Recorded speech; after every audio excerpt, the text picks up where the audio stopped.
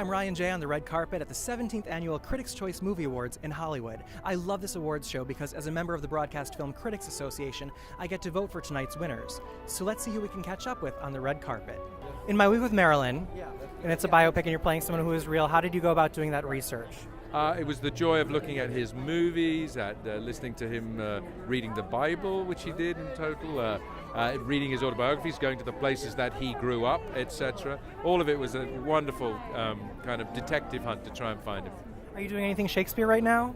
Not right now, but it's always in mind as a possibility. So at the moment, I'm just enjoying this, hullabaloo, which is fun. It's great to be in a movie that people are watching. You've had such diversity in your career. How do you choose your roles? I don't actually choose my roles, they choose me. What do you mean? That's sort of the way life happens. I didn't have a big agent. I didn't have a publicist. I didn't have a manager. I wasn't a big star. I'm not on those lists. But every once in a while, LA Confidential comes, or Babe comes, or The General's Daughter. It doesn't have anything to do with me. I don't know. It's just out there. And somebody from France actually cast me first in this movie because there was something that they saw in the performance that I'd given that they wanted, and I'm in. It's amazing. Yeah. Really quickly, can you just give me a "That'll Do, Pig"? Please. That'll do, Pig. Thank you. How intimidating was it to be with Steven Spielberg? Yeah, I mean, it's kind of one of my first jobs. It's a big movie, and of course it's intimidating. But I guess to be able to do the job, you kind of have to put it to the back of your mind, or at least try to stop yourself freaking out. But yeah. I cried 3 times during War Horse. Hey, thank you. I was very moved. Did you bond with the horses? Did you know it would be such emotional scenes?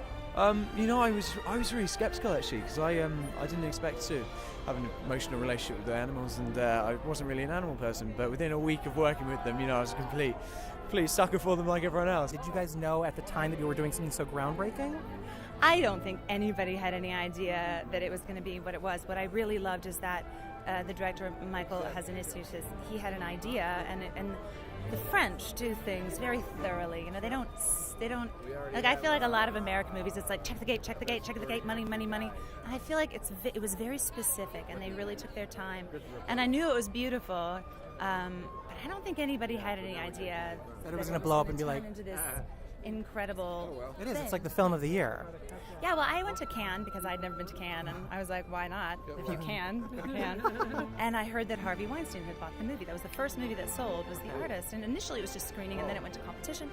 And then he has literally just dove in with both feet and, both arms, I don't know what I mean. And really just been a huge champion of this movie. And so it's just been a really exciting thing to be a part of. Asa, I loved Hugo. I think visually it was incredibly stunning. What was it like working with Martin? It was incredible. I mean, I knew it was going to be pretty insane because he's Martin Scorsese, but it's a completely new experience for me. I learned so much on the set. What was your favorite scene in the film? Because you got to do a lot of really exciting things. Yeah, I mean, the whole experience was incredible. I don't think I had a favorite scene, but some of the really good fun ones to shoot was with the chasing scenes with Sasha.